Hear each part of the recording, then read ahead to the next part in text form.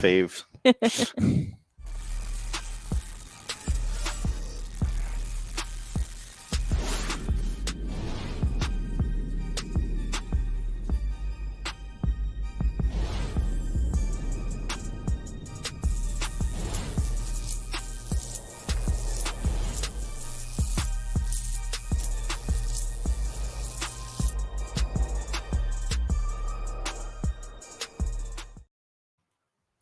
Welcome to Bass University Live. It's good to be back in studio. I missed last week on vacation, but I was listening into the Casey Smith interview that you guys did.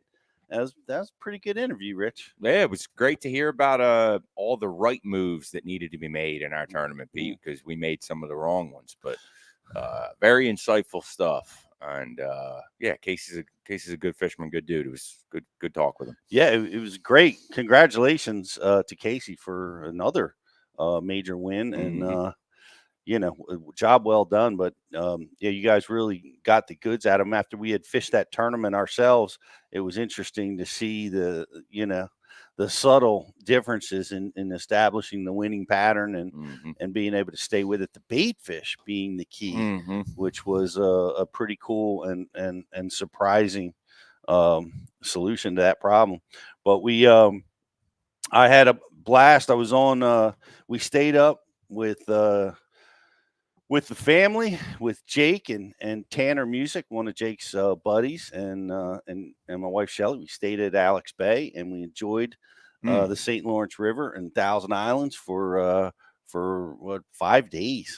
We got out there and it was the most amazing thing. I love fishing the lake, and I have, of all the years, I've only fished the lake. I have very little river experience. I'm gaining it now, but we went out to Main Duck Island, and I noticed a lot of the elite guys had fished there too, watching the live show, and it's one of my favorite areas. And there's just it's amazing. There's so many fish, and we got on one of the old school lasagna patterns. Do you know the lasagna noodles? Heard all about it from one of my co's during the tournament. Yeah. Is that right? He was seeing them under there? Yeah, well, he was just telling me about a pattern that unfolds on Erie. Okay. Yeah. Well, the lasagna noodles, it's a famous classic on 2D Sonar where the fish are thick under your boat and they stack up. They look like lasagna noodles. And we'd be using forward-facing sonar, and we'd pick one off, and we'd bring an entire school of fish under the boat, spot lock, and then the boys would just drop down and just catch smallmouth after smallmouth off the lasagna noodles. And they got to be calling them out every time it happened, That's awesome. Like, Dad, the lasagna noodles, I see them, So we had fun. We were the only boat out there. That's amazing. And that was really cool, being 20 miles out into the Lake Ontario. Where'd you put it, at Cape Vincent? Yeah, we launched at Cape Vincent and ran out. Took an hour to get out there. Yeah. The waves were pretty stout, but the boys, had no problem with it. But I just take my time, and, we get there when we get there. But then the wind laid down, and we ran in at 60 miles an hour. That's awesome. Yeah, so that was a lot of fun, and, it's just an amazing fishery. And no better place to be on the planet in the month of August than upstate New York. I want to give a big shout out to the LakeMaster mapping. Yeah. Unbelievable, because I navigated through the Canadian islands a few times, and it is pretty complex, man. Yep. I mean, you're looking around at rocks popping up out of 50 feet of water, and the LakeMaster just makes it so easy to navigate, and it also, of course, it helped me dial in on all the fish that I caught during the tournament, as well as during the practice or during the vacation. Yeah, that's true. That's a big, and it's a very real, obviously it's a Humminbird plug, but it's very real. Like the mapping, and I'm going to speak from a more novice perspective on this, like for guys that are more just getting into it, like before this year, I really had no fishing experience where mapping really played a huge deal, you know, because like obviously fishing at home on the bay so much, you know, we kind of do what we do, fishing the Delaware River. It's the same deal. You kind of do what you do. But this year, stepping out for the first time and, you know, going to a Toyota on Champlain, going to a Toyota on the St. Lawrence River, and actually using that Humminbird mapping to simplify a bite in sections of the lake. It was very real for the first time this year. And I mean, you know, with the shading and the different colors, that style of being able to visualize an area on a map, it works for me. Anybody watching, I would highly encourage to you know, invest in mapping and learn that mapping and learn how to use your GPS on your units. Humminbird makes it so user friendly to really take you from not knowing how to do it at all to, you know, plug that chip in on a Helix unit, and it's very user friendly and it'll help your fishing for sure. I was had to help trying to help a few guys out that were, you know, fishing near us or guys at the ramp, and one guy broke out a paper map, which I love paper maps. Yeah, and I'm looking at it and I couldn't even make heads or tails of it after studying the LakeMaster and the fine detail of it. I'm like, dude, you got to come over. I got to show you on the LakeMaster, and it's just the detail is phenomenal. So definitely want to go check that out. It helped out quite a bit. A lot of fun. Shout out to Justin for winning fantasy fishing and throwing me under the bus about the dominant performance on the last show when I wasn't here to defend myself. Yep. Well done. Pete. No problem. Thanks for congratulating me on my dominant win. Dominating win. It's good to have you on the show, Jocelyn. I've been out for a couple weeks. Yeah, everyone's been a little bit all over the place. You guys been fishing and vacations. Yeah. We're all back. Well, it's great to have all you good people here taking care of things at Bass University. I appreciate that. Anybody that's watching the show right now, there's a lot more that goes on, you know, in the whole Bass University world than the two guys you see here sitting at this table. And big shout out to Jocelyn and Jason for holding down the fort. Just those of you that don't know, they do some really amazing stuff for us behind the scenes, and they held it down for 3 weeks this year while we went out and fished on the Toyota Series, and couldn't have done it without them. So thanks. Yes. Thanks, Josh. Thanks, Jason. Thank you. Thank you guys. And Jeff Olson, of course. Yeah, of course. Head Jeff of production. Olson. Continuing to deliver the product that you guys are used to watching at Bass U. I feel like everybody knows Jeff though somehow. In some form or another. Everybody's met It's the Jeff. point. Everyone knows the point. Yeah. and I heard Casey Smith talking about his use of Bass University TV when he's, you know, because he's working full time, and he uses it to study and prepare for his tournaments. And I talked to so many people in the last few weeks. We see your stuff all the time. We see all the teasers, but we just haven't signed up yet. Get signed up. Casey signed up. Guys are winning tournaments, and they're becoming better anglers using Bass U TV. And so get yourself signed up. What's the deal at Bass University, Justin? It's right now we're doing the back to school sale, $39.99. You get yourself a Bass University T-shirt, pen, Rapala scissors. So it's a cheaper entry level deal, and you get a sweet T-shirt, and you get Bass U for 6 months. Yeah, get signed up. It's back to school time, folks. But right now, I'd like to bring on our. Is he sitting over there? Yeah, he's ready. He's got it. He's ready. He's one of our faves. He's one of the, you know, really dominant performers out on the elites. And, you know, we're glad to have him at Bass University and call him a friend. And he finished up again qualifying for another classic.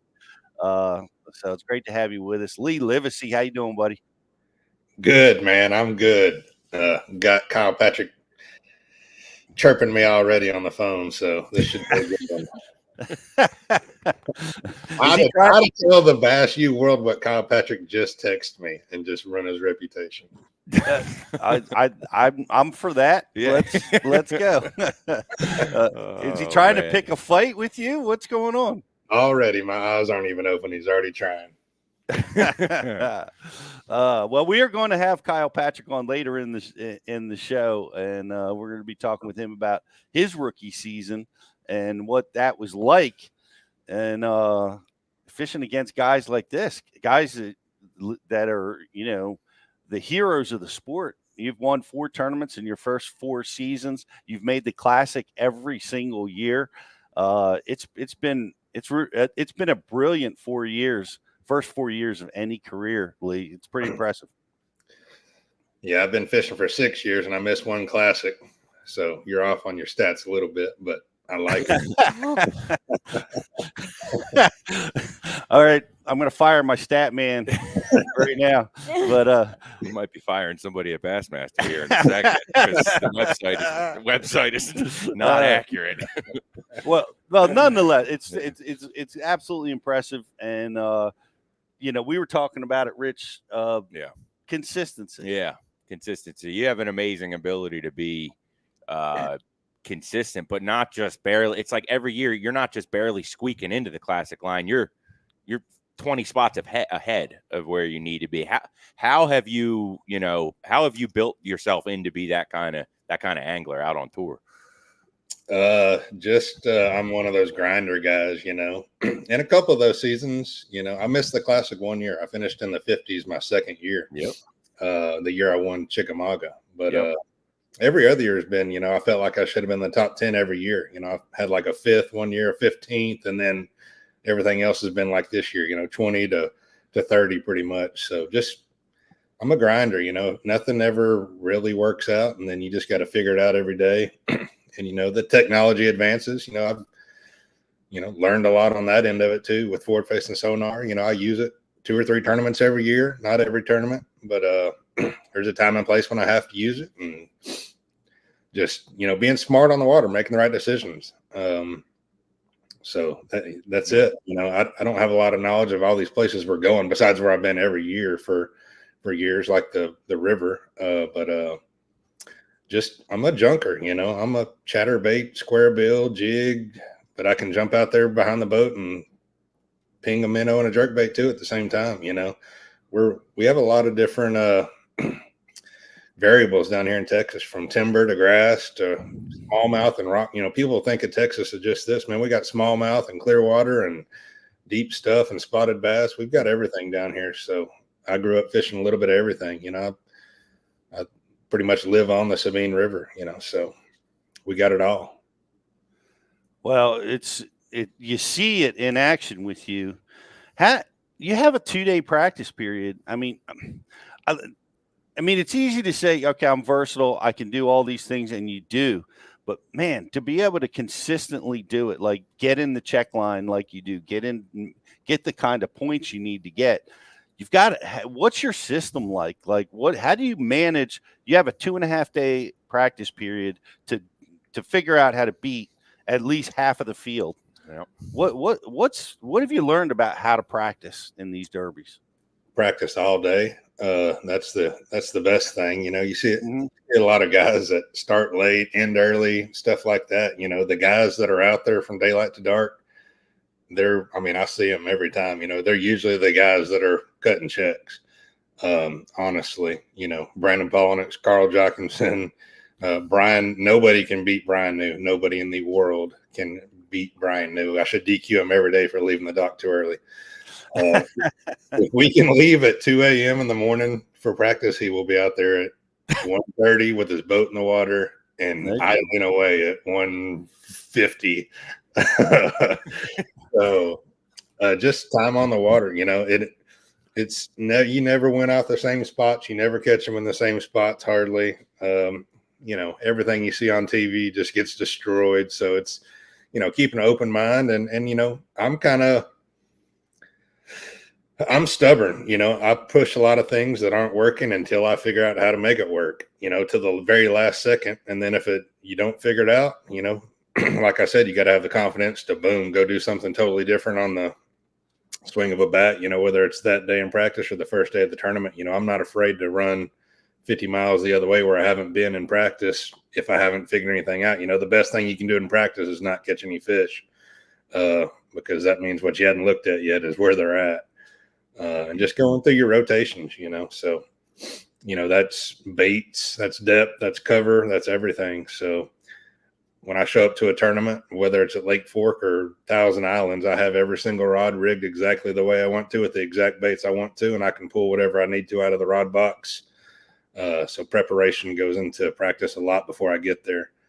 And that's before I get to the lake. You know, a lot of guys show up at the lake and then rig. I rig at my house, in my office, every single tournament. When I get home from a tournament, I take every single piece of equipment out of my boat, rods to tackle, and put it in my room. And then I go through it all, and it's all rigged before I get to practice the first day. And once we get to the lake, it's just going through, you know, a system. I don't have like a system where I write it down, but, you know, I have everything mentally in my head. You know, I'm going to go look for largemouth on docks at Champlain. I'm going to try to find, you know, almost matted out mill full on any kind of points with rocks at Champlain. And then I'm going to be out there pinging minnows now at Champlain. And I'm going to run through 10 or 15, you know, rock and grass piles where I'm going to throw a Carolina rig or throw a jerk bait, and until I get a system of, you know, what's going on at that lake at that point in time.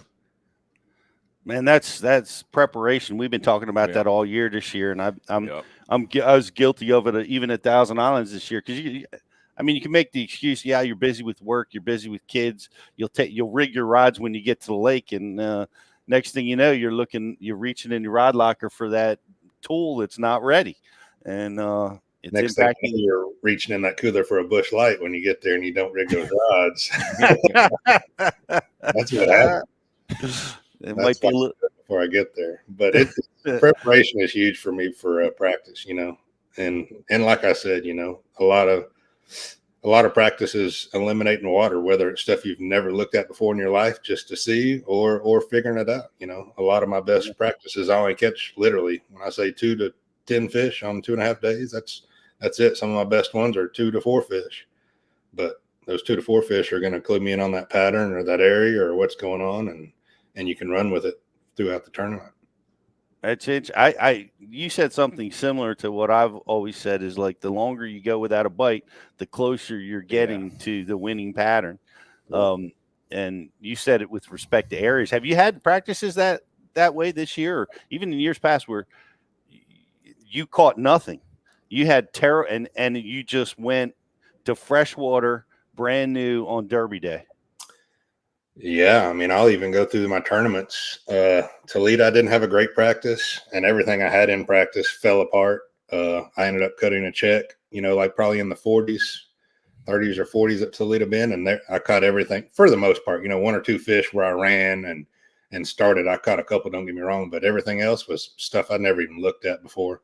Just put my trolling motor down and caught them. The second fork, I bombed the first day on everything I thought I was going to do great on. Had a great practice on. The second day, I just put my trolling motor down and fished stuff I'd never fished on Lake Fork before, for the most part, you know, just where it was, and had a really good day and gained some points back there. And same thing at Champlain. Champlain and Thousand Islands are a little bit different just because there's so many fish, you know, areas where they're going to live, even though if you've never fished it before, you can put your trolling motor down there and catch them. But there was a lot of tournaments like that this year that that I just, even at the Classic, and I finished top 4, top 5 at the Classic, and I ended up catching most of my fish on a spot I'd never even seen. It just looked right.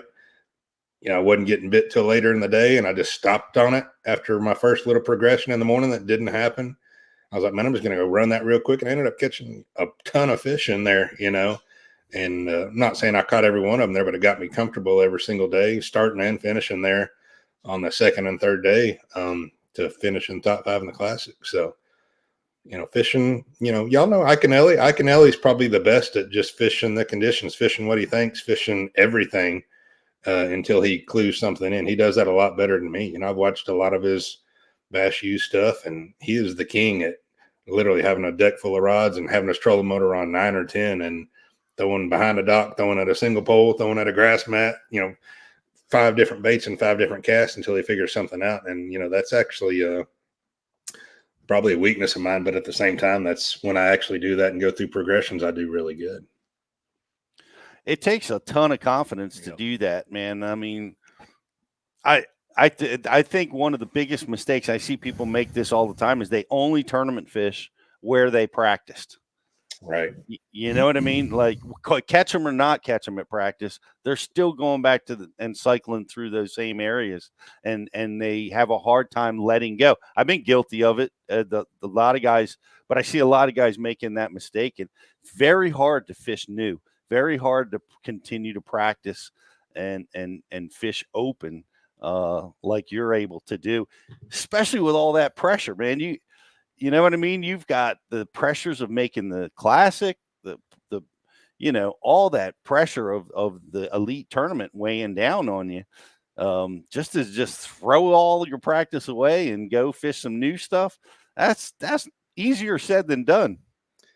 I mean, everybody talks about fishing being mental, and that's a bunch of different aspects of being mental. And it's probably the biggest thing in fishing is actually mental, decisions. When I say mental, it's all about decisions and forward-facing thoughts, not forward-facing sonar, but just knowing, hey, man, it's like Harris chain this year. I thought I could catch 30 pounds in a popka quick, in an hour or two. That's all I needed. And I caught a bunch of fish in Harris right there by takeoff, within 10 miles or 5 miles, 5 minutes. And, I'm sitting there like, man, I can probably only catch 12 I ended up catching them good in Harris, but it was because of the decision I'm talking about. But I thought I might be only catch 12 to 14 pounds in Harris. And I'm like, man, I can catch 20 to 30 in a popka. I just got to get over there. I just got to get to the lock if I get a good number and get out there. And then before the tournament started, we had that huge storm where it blew like 70 out of whatever direction it was blowing right into the side of a popka I was fishing. And I was like, man, I bet that got trash, even though I couldn't be on the water. I think they canceled a day is what it was. And I was like, man, I don't know enough about this place. I've only been here once. I don't know if it trashes it. I don't know. And I was like, man, at this point in time, that was the next tournament after I'd bombed Fork. Because when you have one bomb, you got to suck it up and not swing for the fences. You got to get some points back if you're going to make that classic. So I made the decision just to stay close. And man, I turned those small ones into big ones. I probably had 15 pounds in the first 15 minutes. I caught the crap up, and then I caught one big one, like a 5-pounder. And I was like, okay, I can make it work here. And then I catch a 6 the next day on some stuff I'd never fished before. And pretty much everybody that went to a popka besides, I think, Ed, a couple guys caught him, but like Ed was the best guy out of a popka. And everybody that went to the area I was, they bombed like 1 or 2 fish, and I couldn't do that at that point in my season after the first bomb at Fork. So just decisions like that I didn't think were the best for me to win the event or do really good in the event, but I made it work. I picked up a chatterbait and threw it at every piece of structure under 3 foot of water on the whole lake and made it work. You sure did. You sure did. Well, decisions are key, and you continue to make good ones. I want to take a minute and talk to you about the boat you're running this year, because I see a lot of guys running the Express, and you're I'm just curious, man. How did things go up there on the giant waves at Lake Ontario? I'm really interested. I heard a lot of guys say that they handled it well, and what was your experience? It really does. Everybody thinks it's a small boat because they just think aluminum boat. They think like a canoe or something, but it's a huge boat. Cox's boat's a little bit smaller than mine. Mine's a 21-foot boat with a 95-inch beam. I mean, it's massive. I think, have you been in it, Riz? I don't know if you've been in my boat or not. I was in the Phoenix last year. No, it's huge, and it kind of sits up high in the front of the boat, so you never spear one. I left the ducks. I stayed afterwards with Logan Latuso and my buddy Clay Powell and some sponsors and stuff. And one day me and Clay had left Prince Edward Sound at like 3:30 and went to the ducks because it wasn't blowing. But when we got to the ducks, it was blowing like 25 to 30 straight out of the southwest, like right into the tip. And I was like, oh man, I just messed up, dude. And I only had like a quarter tank of gas because I've been running around all day. And it was heat. I mean, there were 7 to 9 footers out there on that tip of the ducks. They get that big on that side of the ducks when it's blowing out of the southwest that hard. And I was like, man, we can make one pass. And we hit that buoy that was loaded out there and caught some big ones. And I was like, we gotta go. And I mean, I trimmed it up just perfect and ran, call it 12 miles an hour to 18 miles an hour all the way Yeah. into the mouth of the river, and never speared a wave and never got wet. Just, you got to take your time, and that boat can Yeah. literally go anywhere in any Great Lake you want to, anywhere, anytime. I've been on Champlain and 20 and 30 out of the south and the north, and the same thing at the river, obviously, in Ontario. And it's been amazing what that boat can do and where I can take it. That's really important, keeping the nose up and not stuffing, because that's one of the difficult things, especially if you're in the following seas. You have a tendency to spear that can really shut you down. It's pretty cool. I'd love to get a test drive. Had I known you were still there, I would have jumped in the boat with you for a few minutes to see what it was like out in the big water. Yeah, the boat is amazing. You can draft in inches of water and at the same time run anything in the Great Lakes you want to. I've been very, very pleased with the boat. Man, that's great. And that's what you said too. Anybody that's out there, slowing down in the big waves is the key. I know I've said this before, but you hit it right. Like that 12 to 20 miles an hour, sometimes that's all you can do. And that's or less. Like if you're going into them, going out in the mouth of the river, you need to do about 9. I mean, that's what you have to do. St. Clair and Ontario, when they get, like Corey, he said that last day, he said, I did like 9, the whole way out. You got to make sure you get out there and don't break your equipment. And then, if you need to come in on the final day, you can act a little stupid then, but it's not as bad as you think. The ducks are like 18, 19 miles from the mouth of the river. If you're doing, 10 miles an hour, it's not that long, because once you get out there, you can catch them quick if you know where they're at. So as long as you take your time, don't break your motor, don't break your transducers or trolling motor or anything like that. And I'm saying that from experience because I have broken everything on my boat before. So that's huge when you get in that big water, is just taking your time and learning to drive slow. Exactly. That's such great advice, because especially the young guys, your body can take a lot more than that boat can, and that you show up and you have no sonar, you have no trolling motor, or you've somehow damaged your transom, which we see guys trying to jump those 5-footers at 40 and 50 miles an hour. We've seen them bust their boats apart. Yeah, there was a lot of people this year that were coming back towards takeoff on the first run in or first run out. So, and I've been there too. Once you get there, you can't fish if you ain't got a trolling motor. So, yeah, no kidding. Well, let's there's big talk. I want to switch gears. You got a transducer on that trolling motor. It's what was that? Like AI just made Lee disappear from the shot. That was what's that? Were we talking to a AI Lee Livesay? Garmin's got the system hack. They heard us about to talk about the goods, and Garmin went.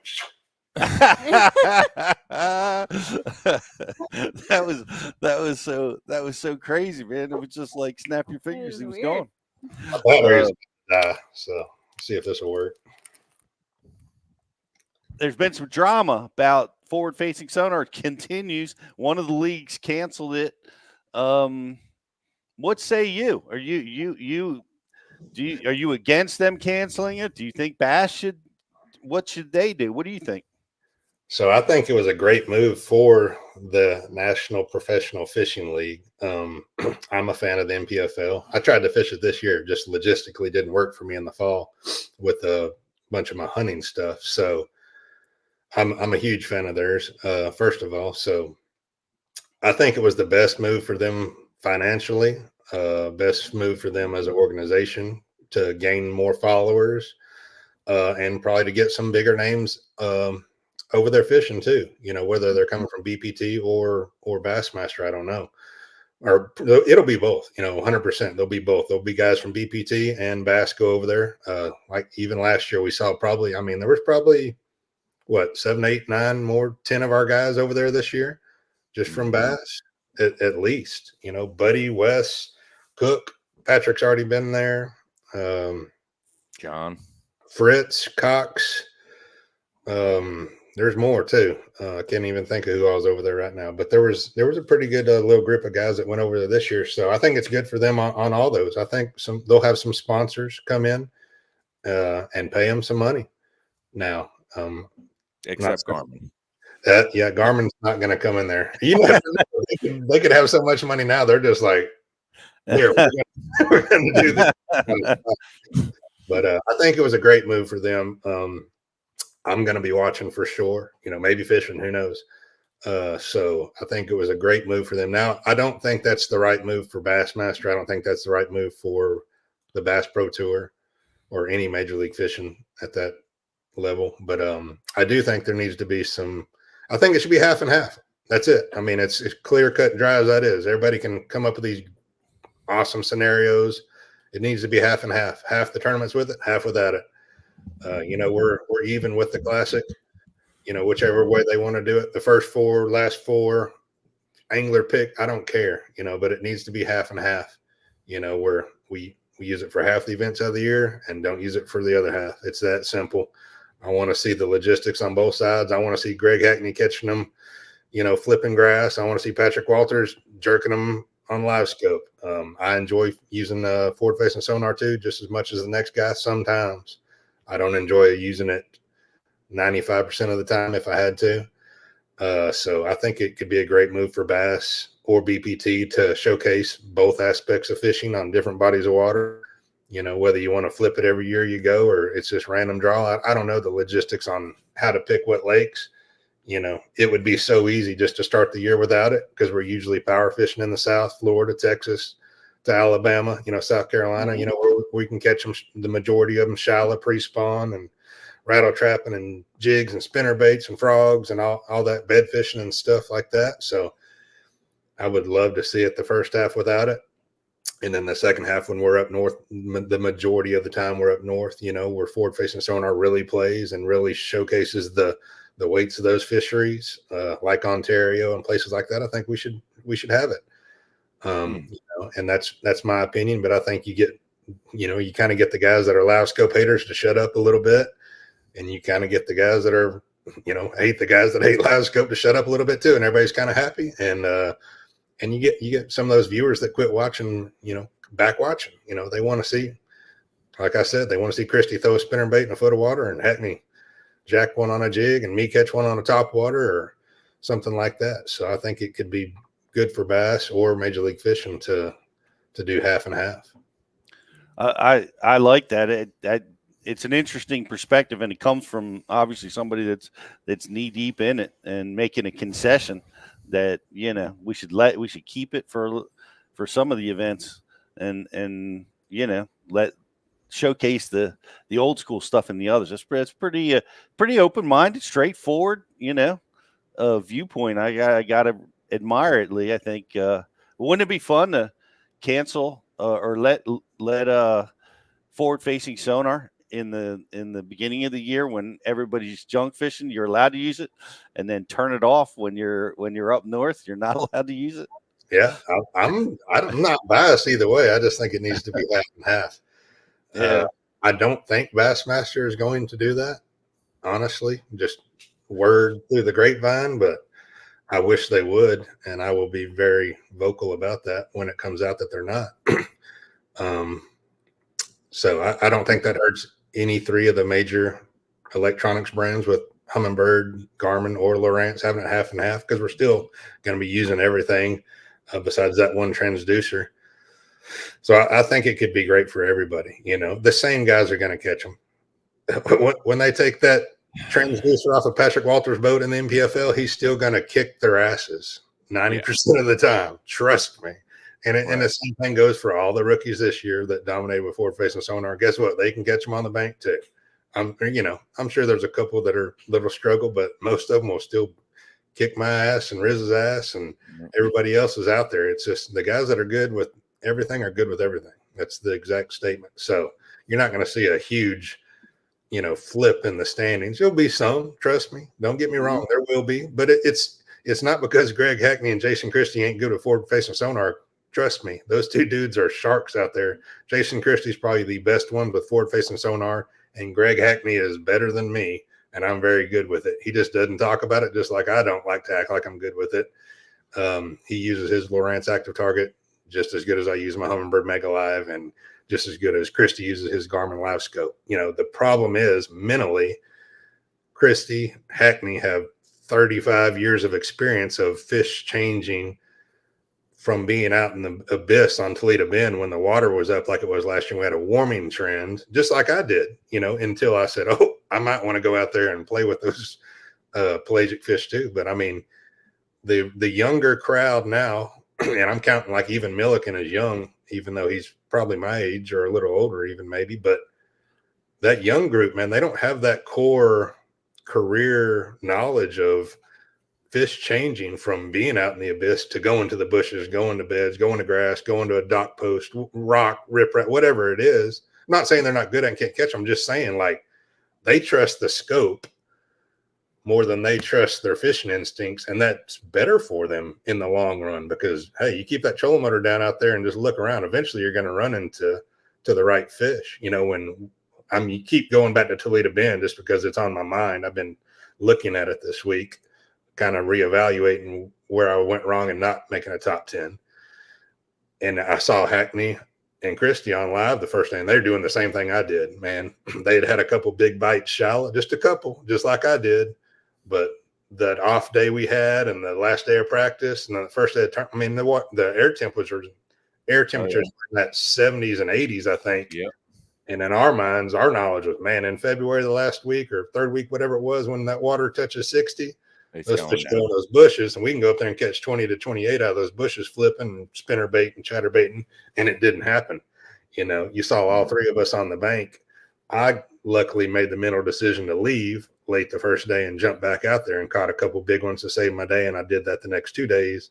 And I couldn't even tell you where Hackney and Christy finished, but I'm just saying I watched the live feed, and both of them were on the bank flipping bushes and throwing at cypress trees when I know for a fact they're really, really good out there looking at them just like they are offshore. When the youngsters are like, man, we didn't even practice up there. We don't know anything about those bushes in Blue Lake and, in the back of Patroon, where we have that history or, just the mental grab of history. And those rookies when I say rookies, I'm talking about that younger generation, not just the rookies that trust the scope.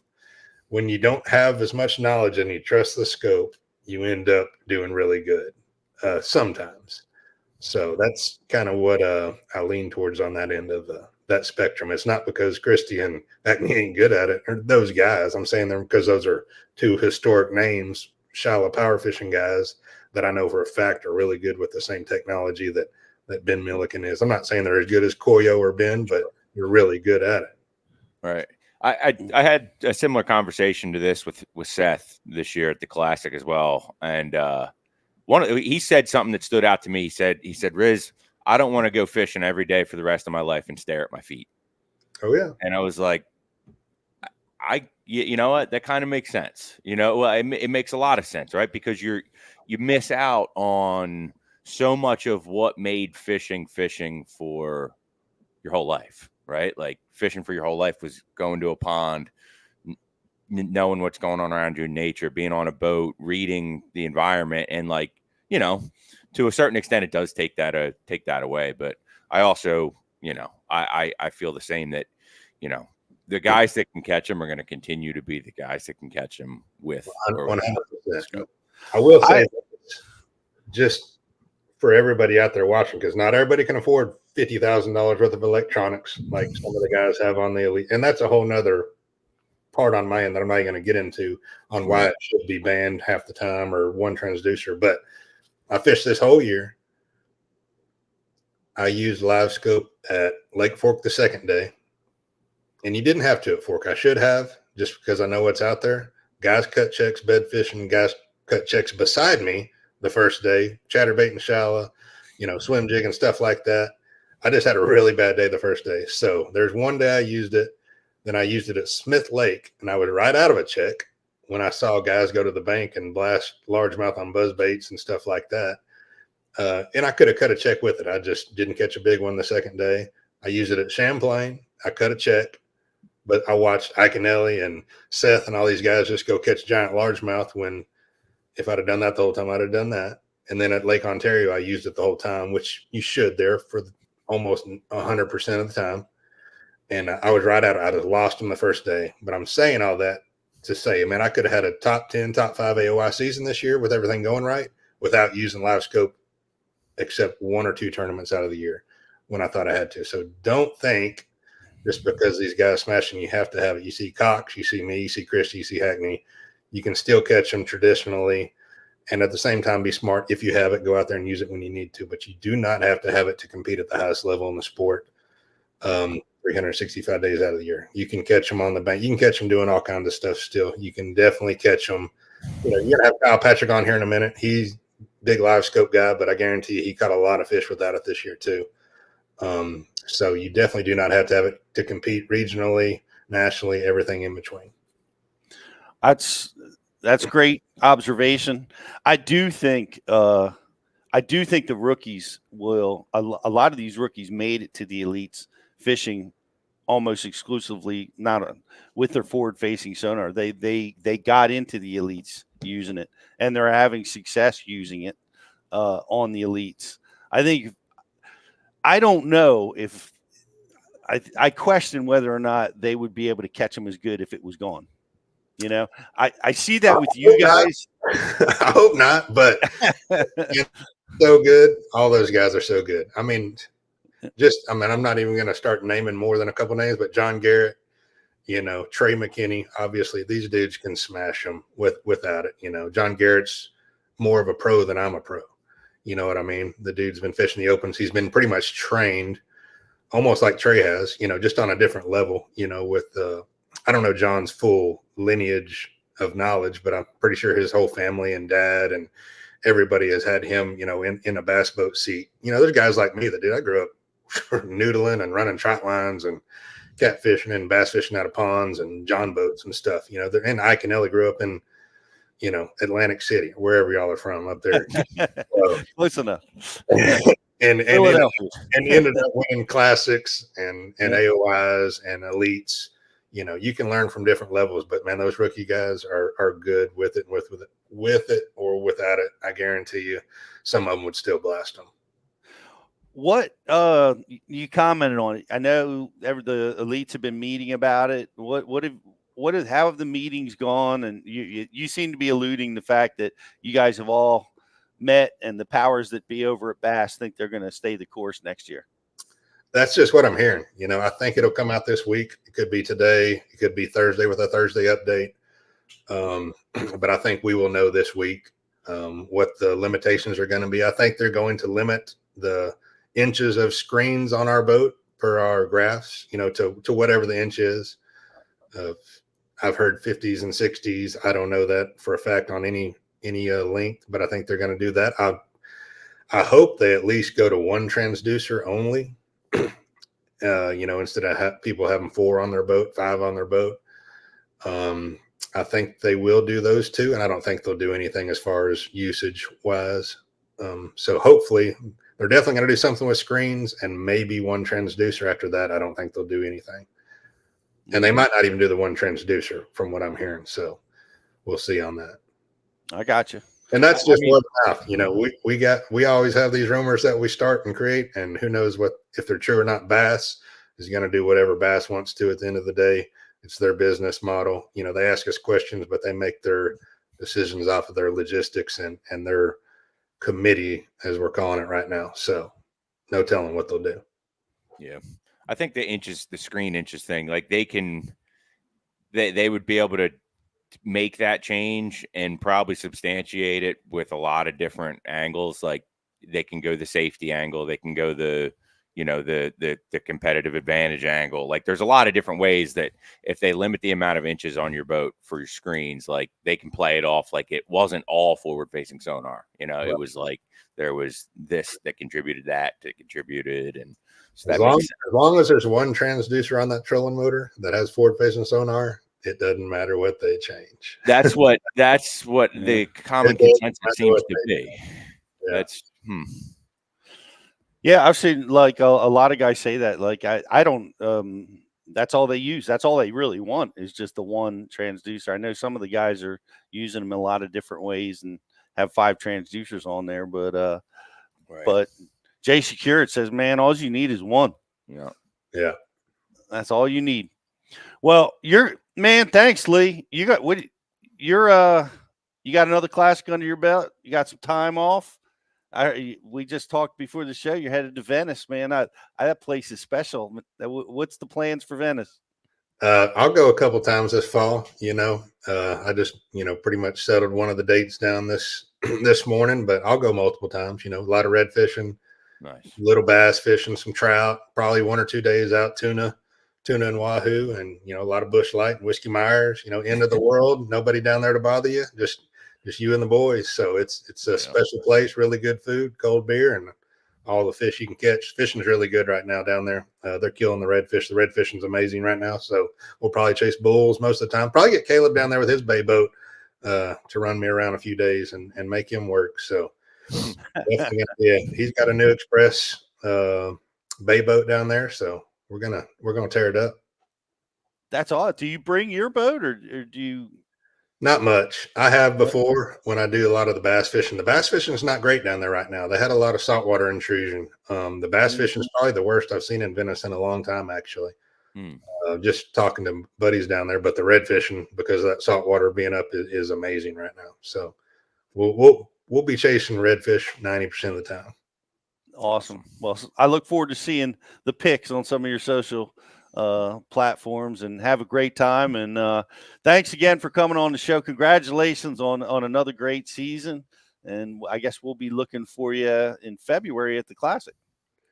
I'm ready. I think the schedule is going to be good for me at the start of the year. Yeah. When is the bass schedule coming out? Hopefully this week, but who knows? They don't tell us. I don't know where we're going or what it is, but I like Ray Roberts in March, and hopefully we'll be back to Fork, and it'll probably be early if we come back. So if that's the case, we'll probably start close to Fork somewhere else too. Toledo Bend, Rayburn, Conroe, Sabine, Texoma. Give me something else out there. Come on, man. I like it. It's been all Texas early season. Why not again this year? Of course, the Classic's going to be there. So, well, good deal. Well, thanks again, Lee, man. Congratulations again. And we look forward to catching up with you soon. All right. Thanks, guys. Appreciate it. All right, buddy. We'll see you now. Check out Lee Livesay on Bass University TV. There's a pile of content. He's one of our most popular instructors and consumers of Bass University. Yeah, there's Lee Livesay content on Lake Fork this time of year.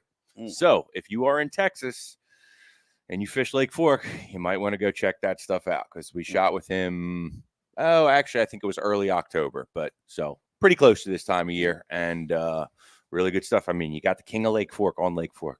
What more can you ask for? No, you got to go check it out. And loved his perspective, his simple approach to half on, half off. It's interesting. The NPFL has come out and they've eliminated forward-facing sonar. I think he's right about from a business perspective, setting themselves apart as being the tournament trail that you can watch. We'll see. Classic bass fishing strategies and techniques. So it's it's certainly going to set themselves apart, and we'll see how that rolls. It's just such a tough thing. Like the whole topic is like, and aside from all the drama in the industry, like I can do without that, but just like even personally, like I wrestle with it back and forth. Like, after the second day of the Toyota Series, I hated it, because I was mad that I'm not good enough with it. Yeah. But then when you start to think logically, I say to myself, man, I don't want to go fish that grass flat without it. I don't. I don't. So like I can see it from both sides. Like, it's not just a see fish out in the middle of the abyss over 50 feet of water and throw a minnow at him and catch him. It does so much more for your fishing than just that. It shows you biomass. It shows you you get your baits on the habitat so much quicker. Yep. It makes fishing less complex and interesting in a lot of different ways. That's it. But I get it on both sides of the things. I still like to fish classically, and I like to use it when it's available to me. We're gonna take a break before we go to Kyle. Yep. Okay.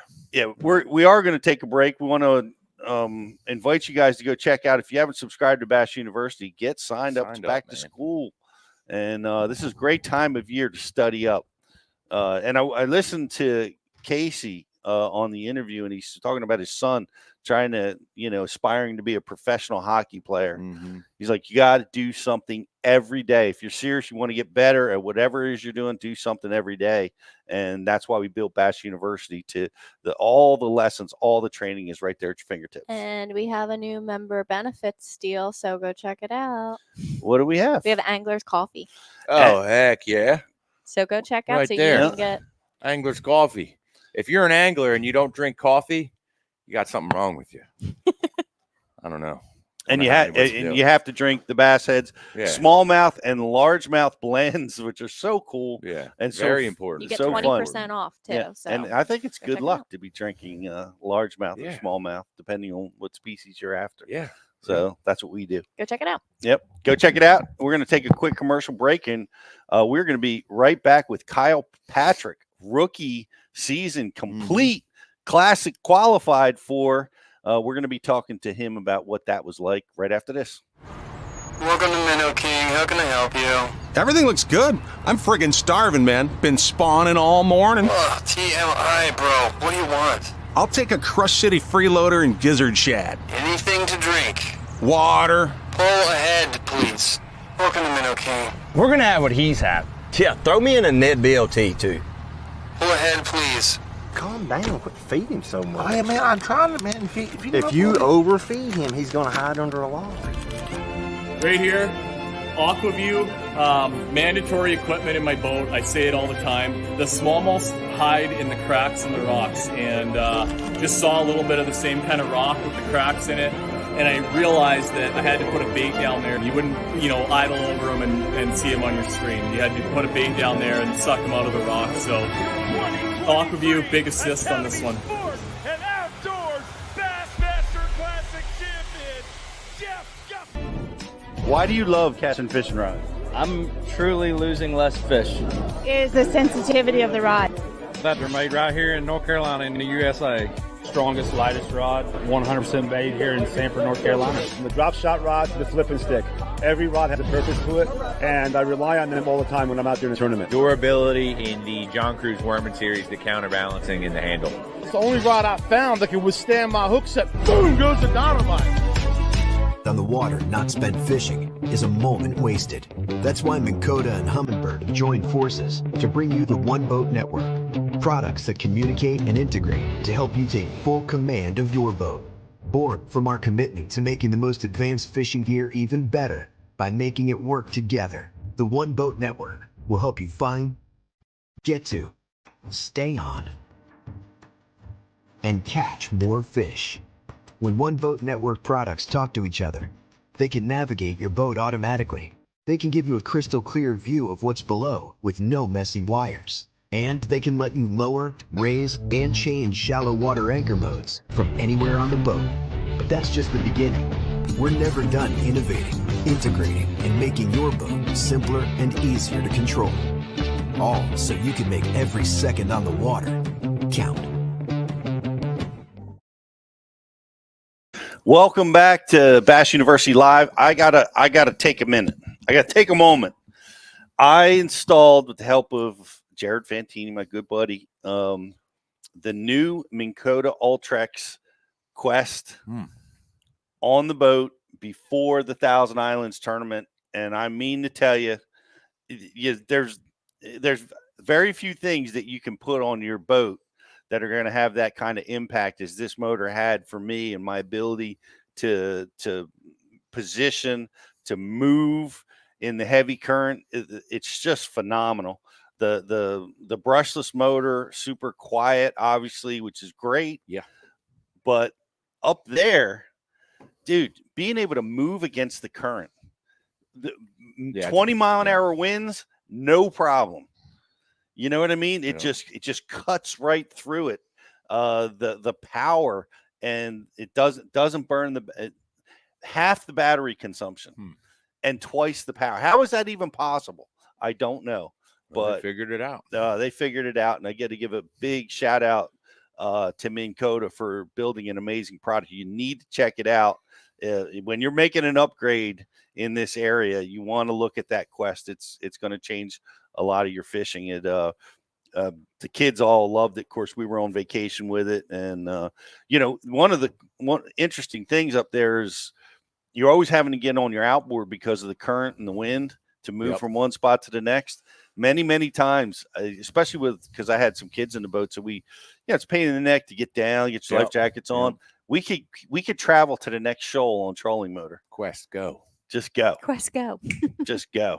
And the drift features, so many other technological components to that I'm just starting to dive into. But you're going to love that motor, so go check it out. And a side shout out I want to give to Beat Down Outdoors. The bracket that I'm using for my units up front, which allows that I'm not staring at my toes.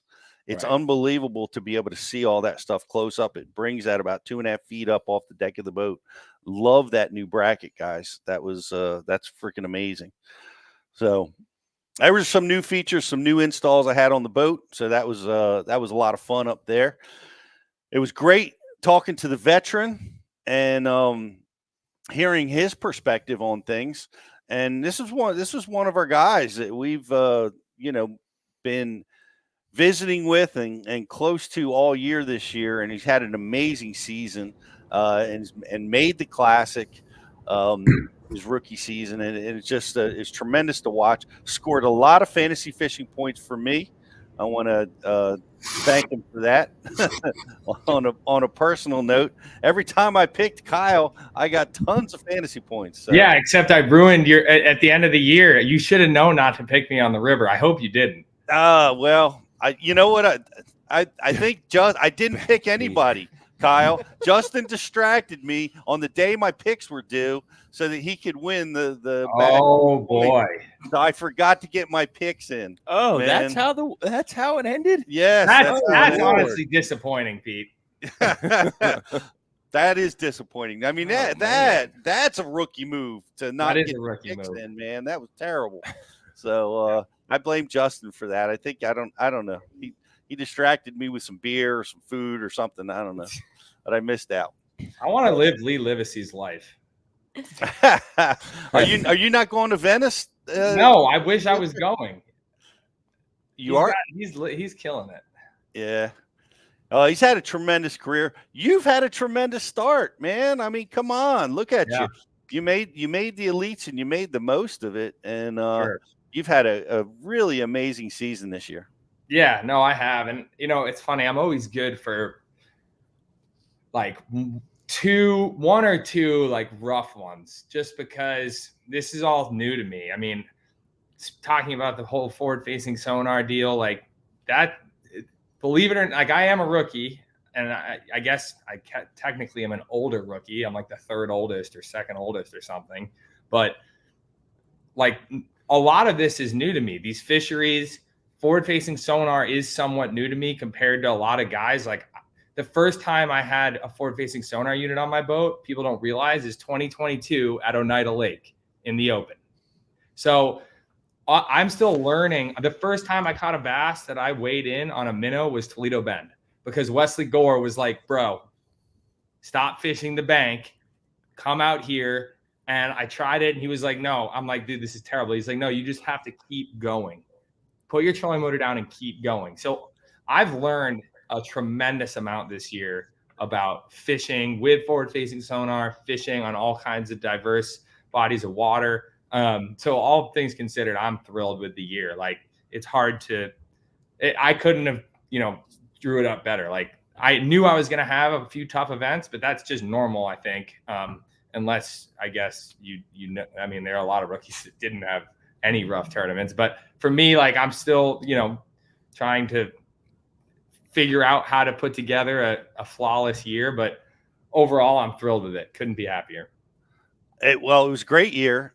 I mean, has it really sunk in? I mean, you made the elites and you're out there competing with all these guys that, have got to be the guys you've been watching on TV for years, and some superstars that've been around for 20 years. And here you are out there in the mix with all that. It's pretty intimidating at the beginning of the year. And now you're at the end of the season and you had a great season. Has it really sunk in that, hey man, you are an elite Bassmaster? Yeah. No, it has and it hasn't. I don't know how to describe it. Like, it's a weird feeling. So like my whole life, I wouldn't say my whole life, because I really was always the biggest fan, right? And then in 2021, I had the opportunity to follow around these guys marshaling all the events like I had talked to you guys about earlier in the year. And that's when I was like, you know what? I think I'm going to try to make a run at this. I got to figure out how to find a job that can afford me the opportunity to fish the opens. I got to make connections in the industry so that when I'm ready, I'm ready financially, because that's like obviously that's a huge part of it. But then when it all happened this year, it was a weird feeling of like, I made the classic, I made the elites in a 3-week period, like Ozarks, Harris Chain, boom, I'm in the elites, made the classic. And it was a weird feeling of like everything that I had ever wanted in life, right? Aside from your family stuff and stuff like that, but everything I had wanted happened. And like your goal, that was my goal forever, right? And now all of a sudden it's achieved. And it's a weird mental process of like, how do you like not recover, but how do you move forward in a positive way when everything that you've worked for finally happens? It's like you have to find new goals. It's a weird mental game for me when I made it, because it's like my goal had been achieved, but now I have a whole lot of work to do. And it was just a weird, like, starstruck moment, excitement, definitely nerves, because I was like, oh my gosh, I'm on the elites now. Like, so it sunk in, but I almost couldn't let it sink in to the point, because I was like, I've got work to do. Like, I can't really think about how amazing it is. And that's sort of been true all year. I sort of just I couldn't give myself the credit, almost like my buddies back home when I go to local tournaments, and I see someone wearing my like shirt, or that's when I'm like, okay. Or like someone takes a picture, the past tournament on Cuca Lake that I just had a really good tournament, and just fun to be back flipping. But like someone's like, hey dude, can I take a picture? And like, that's when stuff kind of sinks in. But my buddies back home were like, dude, you realize like how crazy it is. And I'm like, dude, no, like I'm just here because I love hanging out with you guys and fishing locally. Like, I don't have any understanding of what it is, of what's happened, almost, because I haven't let myself, because A, I don't want to get cocky, and B, I think that if I thought about it too much, it would kind of, it would mess with me, I don't know if that was really, you get what I'm getting at, right? Like, I don't want it to sink in. Like, I want to just keep doing my thing and moving on and forward and upward. And I guess that's what you got to do now, right? You said it. You got to reset your goals now. You know, like, exactly. Oh my God, I did it. Yeah. I didn't think it was gonna happen, or how long it would actually take, and now here you are, and man, you're looking. You got to look down the road and say, wow, this is really gonna be a career for me. Yeah, absolutely. And that's always been, that's the other thing, is like, I'm looking at this as like 5, 10, 15, 20 years rather than, a season. Like and that's how I want to attack off the water. I don't know if am I glitching out here, or can you hear me? No, we got you. Okay. That's how I want to attack everything off the water, with networking, with sponsors, with all the relationships, and fishing and knowledge and learning how to get better on the water. Because I think a lot of people's mistake, like the mistake that a lot of anglers make, I feel like, is just thinking about how do I win, or, what do I need to do to be successful in the short term. But I think it's harder to think about long-term success and like building a career. I think a lot of the younger generation has trouble with that, and they just want to focus on the now, and that sort of brings in the forward-facing sonar stuff. But like, that is a big deal that I would recommend to anyone that wants to do this. Is yes, you're going to have short-term goals, but like you need to have the long-term and you know, the long game mindset within all that. Yeah, yeah, and well, that's happening for you, and you definitely have to have it.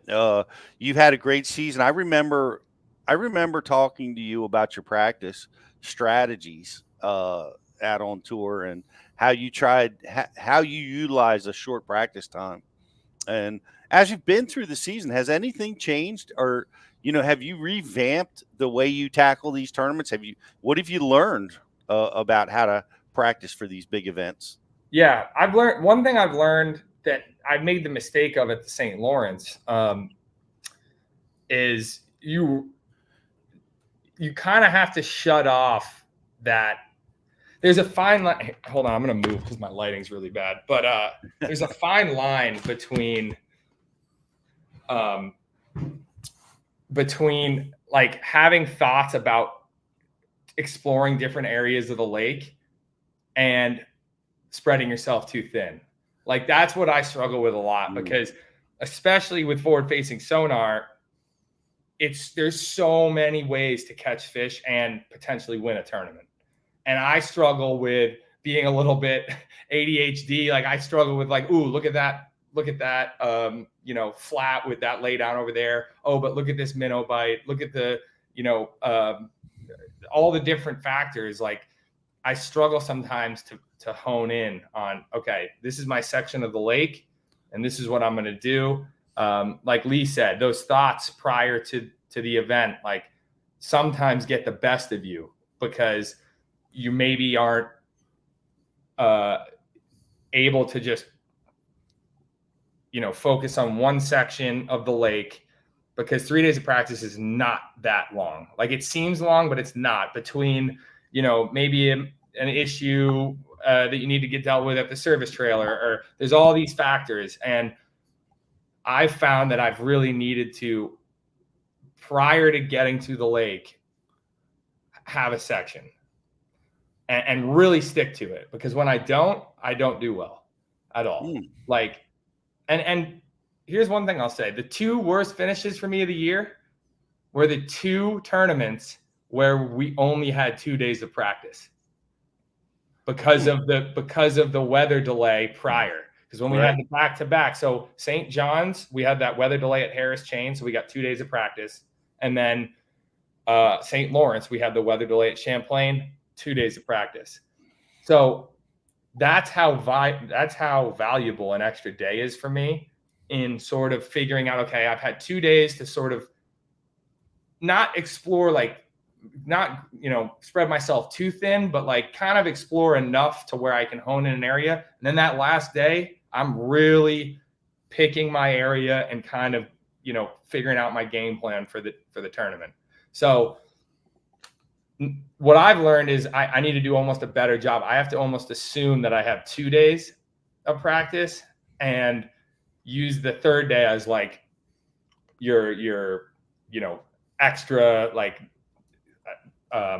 bonus time, if you will, and so my practice strategy with A, B, and C spots that we talked about, I think that's what we're talking about. How like I have my primary zone, and then I have spots that I can hit on the way back. There are some tweaks I need to make to it. Truthfully, I don't know what that is yet, because again, my last tournament at St. Lawrence, I didn't have a good finish. So I'm still playing with the perfect recipe. I'm not going to pretend like I'm perfect or know everything, right? Like there are tweaks I need to make. What happened at the St. Lawrence? I mean, it's a massive body of water with a short practice time. I get it, man. You could pick the wrong area and you're screwed. Yeah, I picked the right area. I mean, I knew from that open that Carlton was going to play if we were going to stay in the river. Frankly, my mistake was feeling overwhelmed with going to the lake, since I have no prior knowledge on Ontario. So I was like, you know what? I'm going to stay in the river. I fished the open here. I feel like I know what I did wrong in the open. I'm going to stay in the river. I'm going to fish that Carlton spot that everyone fished. I'm going to find some areas around that. which I did. I caught an 8-1. I mean, that was insane. That was huge, man. Yeah, like so I was like, okay, like I feel like I've got a game plan. Like that spot on Carlton was my A area, and then I had sort of a milk run with some, you know, humps and some, you know, deeper stuff all the way back to the ramp. And my mistake was feeling the time crunch. Making that long run, I still have to get gas. So all those factors got in my head, and it made me fish differently. I should have stayed on my little area at Carlton the whole time, because it was going down there, and I just didn't time it right. And I left to try to catch 20 to 22 pounds to feel safe. And I just didn't, it got in my head. The time crunch got in my head, and it messed me up. That's just what it was. That's a tough one. That's an easy thing to do there. I mean, my gosh, just to get to Carlton from where you guys, it was an hour and 40 minutes. Exactly. And you start running around, and, you know, it's one thing to run around a little bit, but once you start running and gunning all the time, you know, you have to time things so perfectly that the odds are you're going to get out of rotation. I mean, you know, Wesley had a great finish there, and we were doing the same thing, but he was just a little bit more patient in each area, where I would kind of hit them a little too quickly and move on. And then, you know, all of a sudden you're scrambling with 4 fish or 3 fish on the St. Lawrence River at noon. So now I'm running back to the ramp and feeling like I'm running out of stuff to hit on the, you know, so, you know, that it happens though.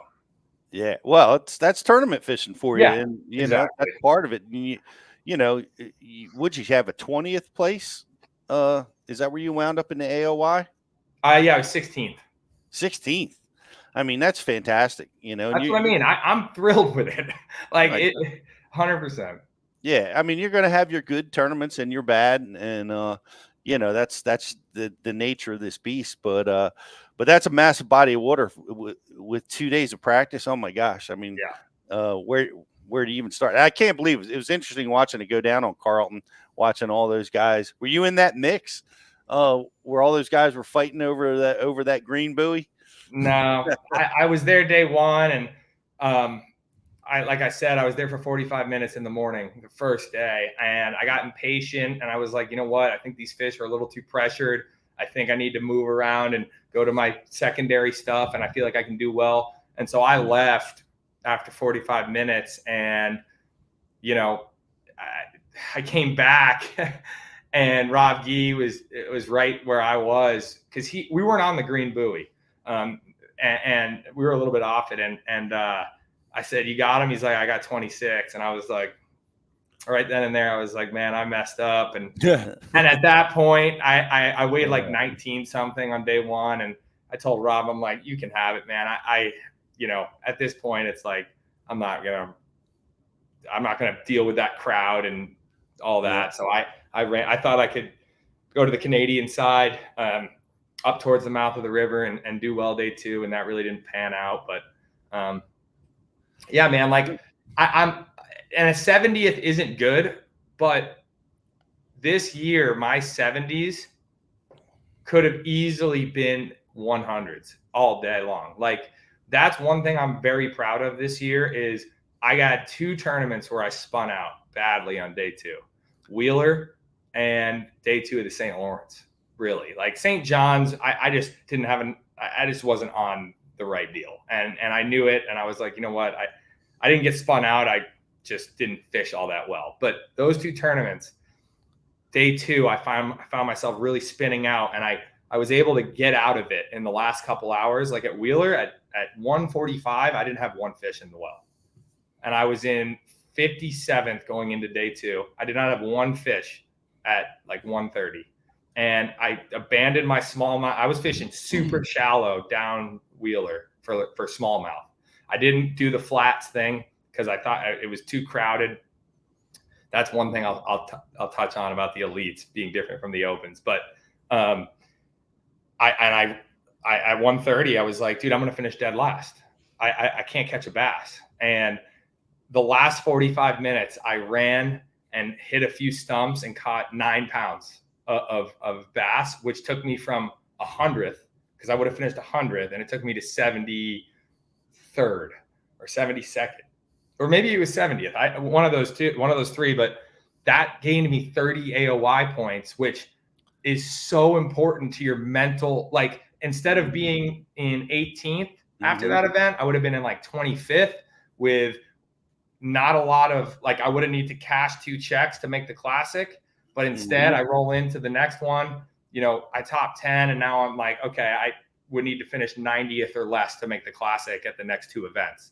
So that staying mentally tough for me in those 2 events was huge, especially at Wheeler, because it just gives you that. The 30 points is everything. I mean, you saw at the end of the year, people are, you know, 5 points differentiates a classic berth, or 1 point, you know. So that I'm most proud of those moments this year, rather than top 10s or anything like that. I think those are the ones that define you as an angler. Yeah, if you've ever been in an AOY race, you know, for whatever tournament trail you may be fishing, you know, amateur to all the way at the top, those are the ones, right? You're going to have a bad tournament, but you got to try not to bomb. Yeah, you know, because those 30 points, like you talked about, are the ones, man. They're the magic, because, you know, you're going to have your good tournaments. You just got to try to avoid those bombs. And Brandon Pollock always, we were talking about him. He was like, damage control. At 12, 1 o'clock, you're doing damage control if you don't have a fish. And so the damage control was the key for me this year in those events. Well, and that's great. Great terminology. I like it. Damage control. You talked about the difference in fishing in a crowd in the elites versus the opens. What's your observation there? So one thing that I needed to, you got to change. So the opens are extremely challenging, but so is the elites for different reasons. It's a different challenge. The opens is a challenge because community holes, instead of having 20 boats, it has 50 or 60. So my mindset in the opens was always stay away from community holes, because everything needs to go right for you to actually catch them on community holes in the opens. But on the elites, you can fish community holes with people, and there's pressure, but it's not enough to make you falter if you figure out the bite there. So like at Wheeler, I totally avoided the flats, because I didn't think that I needed to be involved with all the boat pressure. But time and time again, I'm learning that the community holes, at least when you're fishing on the Elite Series, they play hard, because, you know, there's not, like you said, there's not 60 or 70 boats. There's 20 or 15. So it's a totally different deal. And I had to wrap my head around that this year, because it's ingrained in me for the past 3 years prior to this year. Don't fish in a giant crowd of people. I've never liked doing it, but I also felt like I didn't have a good chance, you know, fishing in a crowd of people for 100 fish, rather fish by myself for 15 fish or 10 fish. And so that's been something I've had to get over throughout the year, and especially into next year. Like, they're community holes for a reason, because there's a lot of fish there. And if you're not in a 250 boat tournament, you can fish it and be successful. That's an interesting observation. It really is. There's that conversation really got my head rolling down. Like, there's so many different angles that you can, you know, break that down from too. Like, you know, like in the open city, like you said, there's 60 boats on a spot. And even if, say, 35 of those guys don't really understand what's going on, and they're not really going to catch your fish, they're just going to mess your fish up. They're in the way. Yeah, they're in the way. And it's almost like sometimes fishing an area wrong can do more damage to the area and its ability to put fish out, where, like, on the elites, every one of your guys is probably picking that thing apart in such a way that it's efficient, it's clean, like, people aren't driving over on top of each other's stuff. Like, I feel like that can kind of translate all the way all the way down into like a lot of different levels of fishing. Like sometimes if you see a pile of boats on something, yeah, it's just too much, right? But there's other times where if you see a pile of boats on something and you know that, okay, well, this southwestern corner of this area isn't getting hit or nobody's fishing it the right way, pull in there and fish it. Like there's a lot to that. And that's the other hard part too is the flip side of it is in the elites, you have to catch way more weight. Right. So that's where the opposite, it's harder because so in the opens, like you don't have to catch as much weight to top 20 or top 30 or top 40, like because of the pressure. But then when you don't have pressure, you have to perform so much better against the fish, right? Not against the angler, but you have to catch more weight. So it's equally as hard, but for different reasons. Like, you know what I mean? So because everyone's way more efficient, everyone's catching way more fish, way more weight, that you have to perform that much better against the fish, not against the angler. And I think that's why you see Kenta dominate so much on the opens a lot of times is because he's so good at highly pressured situations that in the opens, it presents that playing field to him a lot. But on the elites, it doesn't present that playing field as much. You know what I'm saying? Like highly pressured in a 3-day period or a 4-day period. And he's really good at that style of fishing, you know? So. Well, it's interesting. A strategy that I've used in the past, and I don't know why, but I haven't thought about it for a while, but we're talking about community holes. Well, I always like to practice community holes. That's important. I always found that important because you're going to be able, even if you don't wind up using it as your part of your tournament, you know, strategy or repertoire, you learn how the fish are reacting on that body of water at that time. You know, you get bites easier, you know, by spending a little time there, and you're learning the tools, the color combinations, the various jig head minnows they want, you know, or the depth or the fall rates. You can learn all this great information in a short period of time. Yeah, and if you need a fish, if you have 4 fish and you're running back, you have a few spots to maybe sling a chatterbait out and catch a 3-pounder that damage controls you. You know what I mean? So that's a huge deal. I 100% agree. Yeah, that's an interesting perspective because the opens and the Toyotas are mobbed with people. Right. It's a different type of strategy. Well, we talked with Lee about it. We need to talk to you about it. You don't maybe consider yourself this, but I think the people on the outside looking in, you're one of the new rookies. Yeah. You're a forward-facing sonar guy. That's how you got here. That's all you're good at. You know, what do you think about what's happening with like the NPFL banning it for their tournament trail and potential to see Bassmaster putting some limitations on it this year or next? Yeah, I mean, there's a lot to unpack there. I think as far as a business decision, the NPFL did something that, you know, I think could pay off big time for them. I think there are some negatives to it, but I think it'll just, we'll have to see where it goes. I mean, I'm considering going potentially just because it would be a really nice change to not have to worry about the minnow bite, not have to worry about someone, you know, in 180 feet of water, you know, absolutely smoking your flipping bite. Right. So there is an aspect that I kind of like to it. Do I think that, to answer that question, I like what they did. I do. Now, I think that it would be a mistake for everyone to go that route because there's a lot of reasons why that, I mean, we can go into, but it would take me hours. But I think that one of the reasons is like Luke Duncan said it on his podcast, like bans are hard, like bans are risky when it comes to like blanket banning something. I think there's a lot of potential issues that we don't even that you know can be damaging to the sport. if you're going to totally ban something like LiveScope, there's been a lot of people that have put in a lot of time with it. That I think would be very upset. We've sort of put an emphasis on LiveScope for the past 5 years or 4 years. And then, we're pushing it where it's live. We have that new plugin where you can see LiveScope live. There's been 5 years of kids and people aspiring to be professional fishermen that are looking at it going, okay, I'm going to invest the money. I'm going to invest my time learning it. All of a sudden for it to be blanket banned across the board.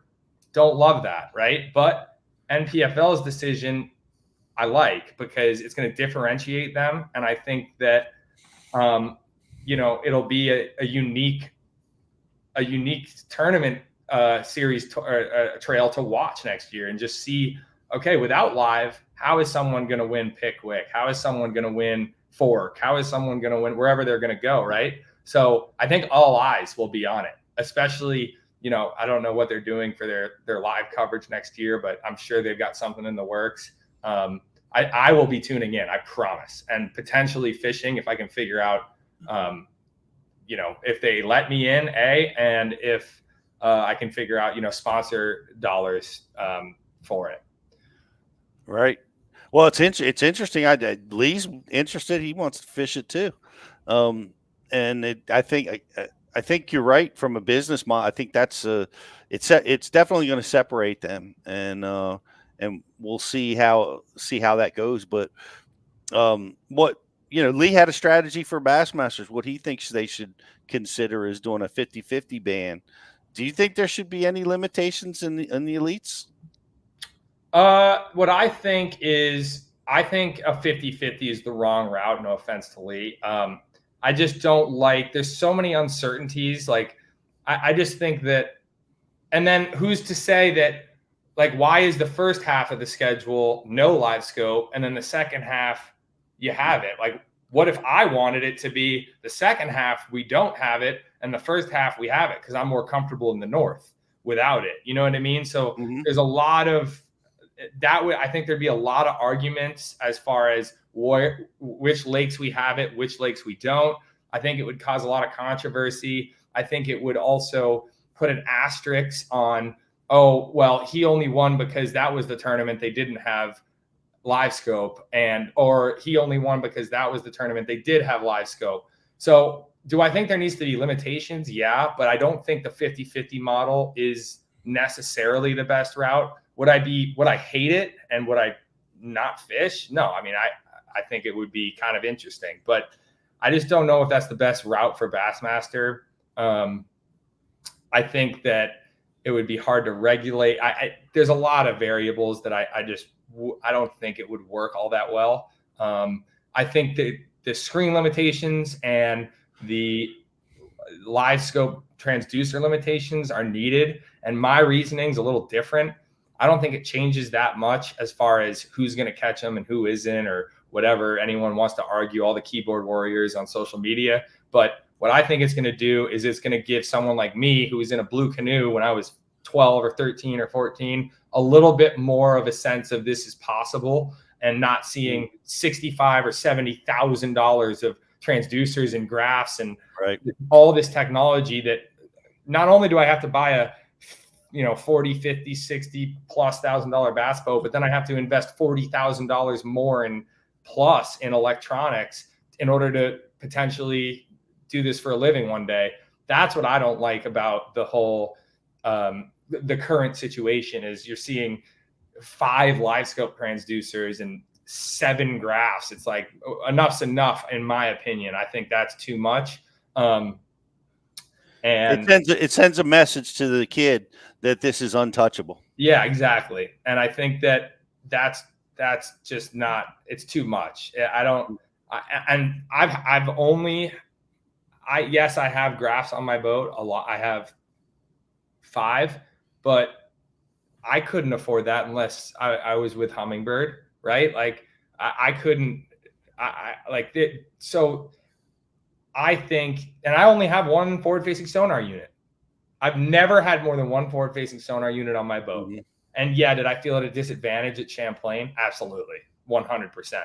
but I made it work because I went to the bank and fished some deeper grass for largemouth. That I just went fishing, right? So I made that work. But yeah, like I felt at a disadvantage this year at Toledo, at Champlain, and Smith. What? Why? Here's why. Because I would have to put my trolling motor down, and I'd have to look for the bait and the suspended fish. Other people would just idle at 6 miles an hour, right down, and they'd be able to see with their saltwater transducers out to the side. They're able to see 250 feet to either side of the boat. Oh, mark here, mark there, mark here. Meanwhile, I have to somewhat get lucky by moving my boat like this. Oh, there's one. Okay. To my one school of fish that I could find, they were finding 3. Less efficient. And that's why I had to go to the bank. I don't know if you saw on live, like I had to go to the bank and catch a big largemouth every day to make that top 10. I did not have all spotted bass, not even one of the days. I had a largemouth every day in my bag, and that was the difference maker. And that is where I think people are somewhat accurate when they talk about the diversity of fishing and watching this stuff without forward facing. There is a definite, it's a legitimate argument. We need diversity in content. We need diversity in fishing styles, because a lot of times it gets a little bit old. And look, I'm not for a full ban. I just want to make that very clear. But I am for watching Greg Hackney catch a few on a minnow, but then run to the bank and flip up a 5-pounder. Godzilla ain't got nothing on him, right? Like we don't see that as much anymore. And there is a legitimate argument as far as diversity of fishing styles and content out there right now, for sure. Well, I could see it like when Seth took the lead on Champlain this year. That was a big splash because he was he frogged a big fish. He was flipping in trees and people responded to it. I mean, it was fun. And Pete, that goes back to what we were talking about with LiveScope. There is a little bit of an easier entry for a kid, right? Because a kid can get LiveScope and figure out patterns and have a little bit of the learning curve's a little bit less steep, right? But at the same time, if they're not able to resonate at 12 years old with someone flipping a tree, right? Because we all grew up we're bank beating, we're pond fishing, we're in a canoe or a kayak throwing at structure that we can see.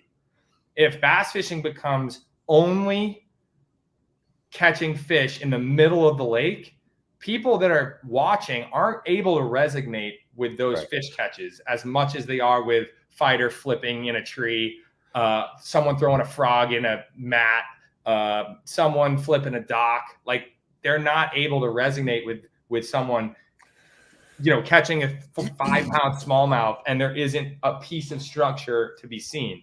So we need both. We need both. We need people to, see Kiyoya catching 7-pound largemouth offshore on Toledo, and we need to see them. We need to have Greg Hackney flipping up a 7-pounder in a mat. Like we need both of the styles, but I don't think 50-50 is the right move. Do you have a solution? Some of this, there's a lot of accountability that has to get passed around for why we're seeing certain styles of fishing to be so prevalent, like on the elites. I mean, some of that accountability has to go with the scheduling as well. Like, there are they could schedule around it. There are absolutely fisheries out there that, I mean, I know the guys that are good with the scope are really good with the scope, and they're gonna find some super cool, off the wall type of stuff. But there's some fisheries out there, man, where you don't see it becoming a factor. Places like the Sabine, the Delta, all these different places that could set up really well for it. Like, let's start seeing some more tournaments on some new places. We're going to. Yeah. It shouldn't all be get rid of it. Or, no. Like there's enough there's enough other ways to figure this thing out without 100 everybody just being mad at each other because they're on different sides of the fence. 100%. And I think that is the answer. I think that to answer Pete's question, that is the answer, because yes, we're going to have some limitations, I believe, but I think it comes down to not going to Texas in the winter, not going to Champlain, St. Lawrence, all these fisheries back to back that are going to be dominated on a minnow and LiveScope like that. I want those on the schedule, but maybe one or two on the schedule, and they're separated. So the diversity. So we go to the Sabine, like you said, like in the winter, right? And then we go to Fork, where maybe LiveScope will play a little more, and then the next two are scheduled or are lakes where it doesn't play. The problem is that I think it takes time. Like, people want instant gratification. It's going to take time, and we're seeing it now. Like, Bassmaster has realized we need diversity in the schedule as far as LiveScope goes. They're probably going to make that happen this year, if I had to guess. And so it's coming together. Like, we needed it earlier, probably, as far as like, people, getting angry on social. Like, we wish that Bassmaster had reacted a little earlier? Yeah, but that's not reality. And I think that they're now getting to the point where they're saying, okay, we need a more diverse schedule. Yeah. And I think you're going to see it calm down a lot. I think NPFL will kind of, take its place as no forward-facing sonar. Bassmaster will change the schedule so it's a little bit less, a lot less of forward-facing sonar dominant. I don't know what MLF is doing. Frankly, I don't really care that much about the BPT. I think probably the Toyotas and BFLs will stay the same. But as far as NPFL and Bassmaster goes, I think the right changes are going to be made. I think we're going to see things start to settle down. At least I hope. And then, we can get back to fishing and having fun and not arguing. Yeah. That's scheduling. That's a great solution, and it can be accomplished. But we even saw it on the Potomac River at the Toyota this year, where some guys top 10 on a place where we never thought forward facing would play, and they did. They found a way to use it to do well. But that's cool, though. That's also cool. Yeah. From a viewership standpoint, like, that's going to be much more well received than seeing the pelagic minnow. Yeah, and again, and like, seeing a guy putting it to work in shallow grass, people are going to be like, oh damn, this does work. Yeah, like Rivette did at Okeechobee. Yeah, that was cool, and that was a cool win. I don't think many people complained about that. Maybe they did. I don't remember, but like, that was a neat deal that he found. Yep. Here's one of the pet peeves I want to see is a pre-spawn northern tournament. Dude, please. Come on. I mean, why don't we go to Oneida like June 16th? Yep. Or like the Chesapeake Bay in whatever, April or March. Like, why don't we? That is where the diversity of the schedule comes in. Like, how are we not able to go a little more north in the beginning of the year? I don't understand that. That pre-spawn smallmouth on the bank eating a jerkbait or a crankbait, or it'd be sick. It'd be so fun, so interesting. We don't do have they ever done that ever? No, never.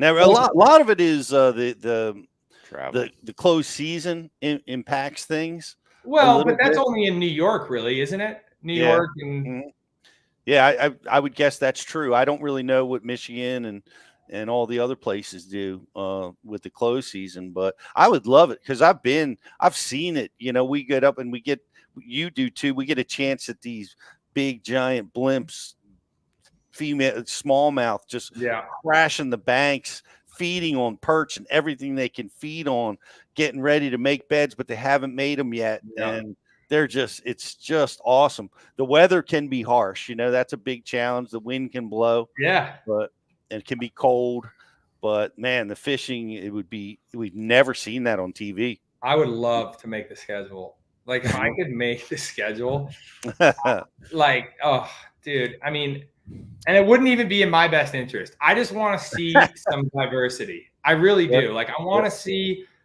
Yeah, and does it suck to go down south when it's really hot? Absolutely. But at the end of the day, I would sacrifice having a tougher, hotter tournament down south and have some really cool new tournaments, you know, on in the northern part of the country in the pre-spawn, like you said, like James River, Chesapeake Bay, Potomac, all like those 3 fisheries.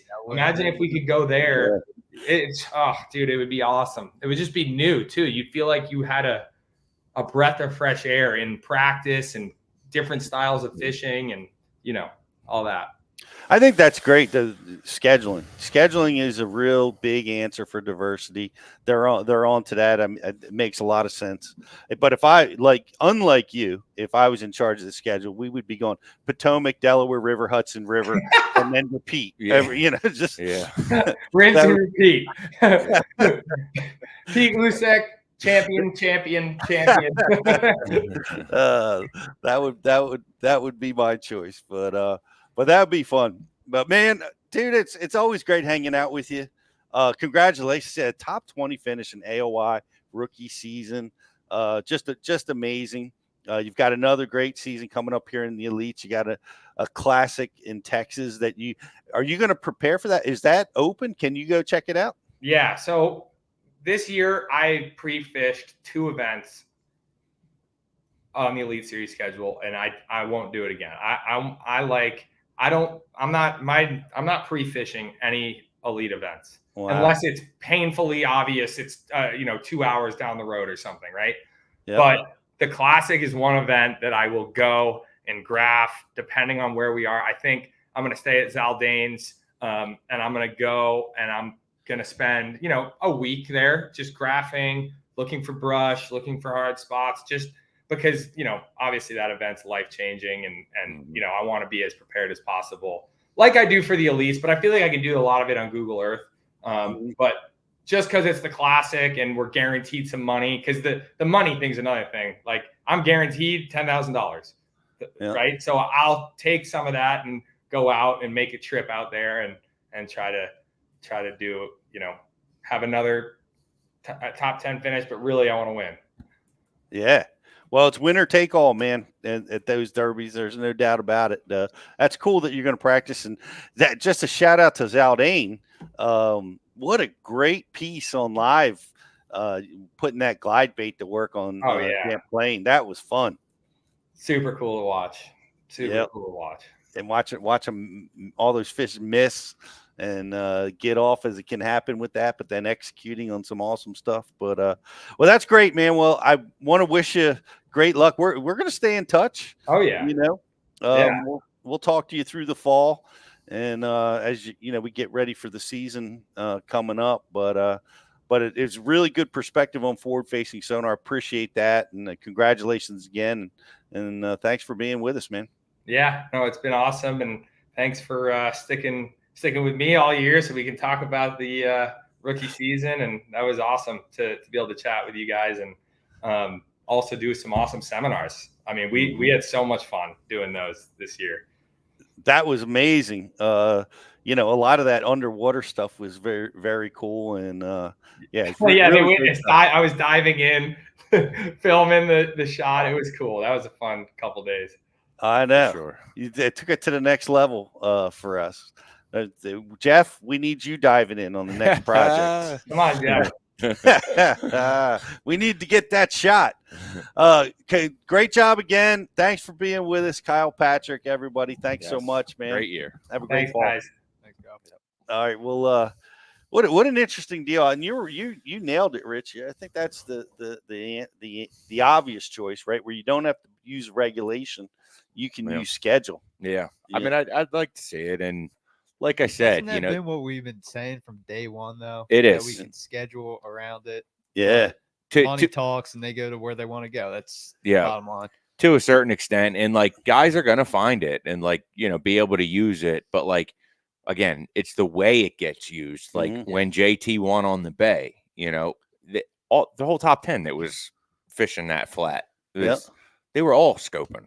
Yeah, it's just shallow scoping. It doesn't get the coverage like the deep water scoping does. Right. And I mean, you know, there's going to be it all depends on where, you know, where they schedule things and the time of year. But there are some events, there are some venues where I truly believe that if you go about it with a full scoping approach, you're going to get beat. And it's just there may not be a ton of them out there, but I think it's possible, you know. And it's just I hate to see like it's like everybody's just, you know, so at each other's throats, you know, either for it, against it, nowhere in the middle. Like there's other avenues that we can do to, you know, try to bring everybody back together and not everybody just be yelling at each other on social media.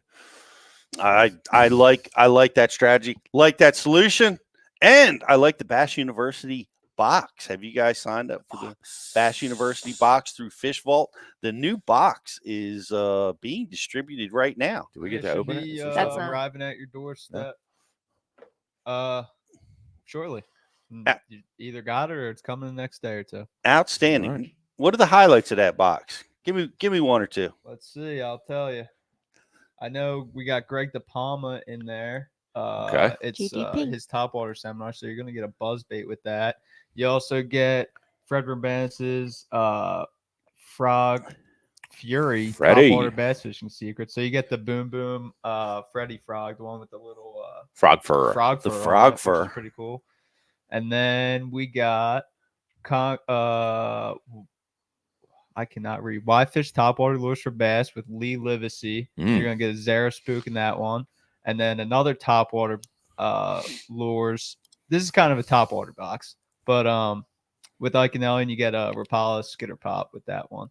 Nice. So it's a topwater box. You get a frog, a buzzbait, and 2 different hard topwater style baits. Awesome. Where do they sign up to get their box? www.fishvault.com. I'll put it in the chat. You'll see the Bass University box right there on the homepage. Click that and get signed up. Sounds good. And it was really cool to see everybody talking about AquaView and using AquaView up there at Thousand Islands. You guys got to get your AquaView and put it to work. No doubt. Out there. We had a lot of fun catching a lot of different fish. I want to give a shout out to Cash and Rods. You know, I used a multitude of rods, but my funnest rod by far was the core. I was using the core flipping stick, medium heavy for my Carolina rig. Oh, that's a fun bite. And I absolutely smashed them in the last 5 days. Carolina rigging a cleanup crawl with the boys. That cleanup crawl, He brother. loves that cleanup crawl. Pete and a cleanup crawl is like 2 peas in a fish in pod. the boat, man. It's my middle name now. Pete Cleanup Crawl. If you're not throwing it, you're messing up. There's something about that bait. It's just It's a fish catcher. A fish catcher. So we had a lot of fun doing that. Speaking of Cash, and we are doing a promo with them right now. So head over to their website and register your rods, and you can get some Bass University subscription time. Go if you're on the fence with Bass, it's a great deal. If you're a Cash and Rod owner, get those rods registered. Register them for warranty. Yes. Which you want to do. It's a no-brainer, man. Go register your rod and get a free Bass U 3-month subscription if you're not already a member. There you go. Anything else? At Bass U? Yep. Well, we're gonna do sub of the week, which is Tanner, correct? Tanner Music. There he is. And Jake's part of it too, but he's not wearing a Bass U hat. So this is for Tanner here. Come on, Jake. Come on, Jake. Where's your Bass U hat? He's got his lucky Bass U hat that he only takes out on tournament days. That's fair though, because you don't want to lose it during practice. Nope. You know. Nope. But He doesn't want to. And the luck will wear out too. The You know. luck will wear out. You got to keep that luck housed in that hat. Look at that fit with the pink Crocs. Heck yeah. those were a rare largemouth that came in the boat for us. Shout out Tanner. And then we did grand prize question. I did, where is Lee going on vacation? What fish is he targeting?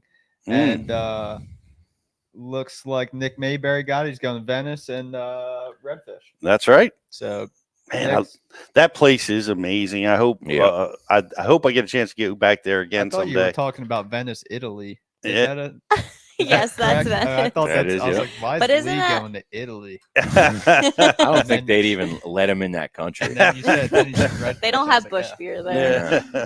They'd see him coming They're from a mile Peroni. away. No, it is the end of the world out there. You're out there at the tip of the boot, Yeah. southern Louisiana. It's pretty amazing I place. bet redfish eat a cleanup crawl. I bet Oh, they I do. bet they would. I bet they do. Walleye ate it. Mm-hmm. Why not? Why not redfish? Check out Tackle Direct. They're having a big Labor Day sale still going on, 10% off.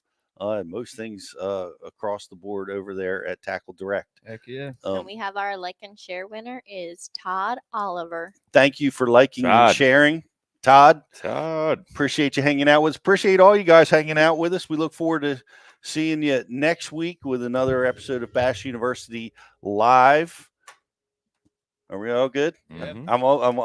I always forget something. Good to go. Yeah, we're good to go. Hey, thanks, Lee, for visiting with us, and Kyle, Patrick. Great to have you guys on the show. We'll see everybody here next week.